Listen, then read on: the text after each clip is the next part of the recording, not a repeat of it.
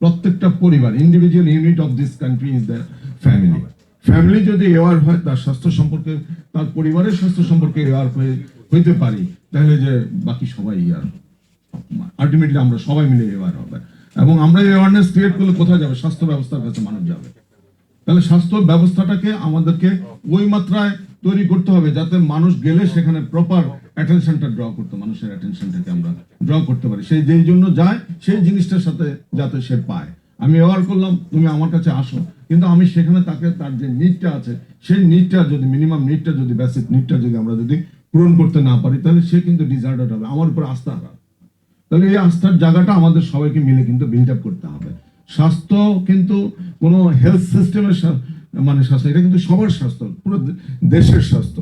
সবাইকে বিবেচনা করে এই হেলথের এই জায়গাগুলোকে আমাদেরকে প্রায়োরিটাইজ করে কিভাবে মানুষের মানে সুস্থ জীবনধারার উপযোগী করতে পারি, সেইভাবে আমাদেরকে অগ্রসর হতে হবে, আমাদের ভবিষ্যৎ বিনির্মাণ করা লাগবে। এটা উনি যে কোশ্চেনটা করেছেন যে হেলথ রিলেটেড ইলনেস নিয়ে আমরা কিছু কাজ করেছি, সেই জায়গায় আমরা ডিপার্টমেন্ট অফ এগ্রিকালচারাল এক্সটেনশন তাদের সহযোগিতায় ফিল্ড লেভেলে যারা সাব অ্যাসিস্ট্যান্ট এগ্রিকালচার অফিসার যারা আছে, ওদের মাধ্যমে কিভাবে মানে ফার্মার্সদের, কৃষকদের যে যারা দীর্ঘক্ষণ এরকম রোদ্রে কাজ করেন, তাদের নিয়ে আমাদের কিছু কাজ আছে। তো মাঝে মাঝে আমরা বিভিন্ন সমস্যায় পড়ি, তো মানুষকে ঔষধ সরবরাহটা আমরা আনইন্টারাপ্টেড রাখতে পারছি না, মানে মাঝে মাঝে আমরা এই সংকটে পড়ি। কিংবা যেই যন্ত্রটা দিয়ে তার প্রেশার এবং ডায়াবেটিস চেক করব, সেই যন্ত্রটা যদি সেখানে সঠিকভাবে যদি আমরা রাখতে না পারি, তখনও কিন্তু এগুলো সার্ভিস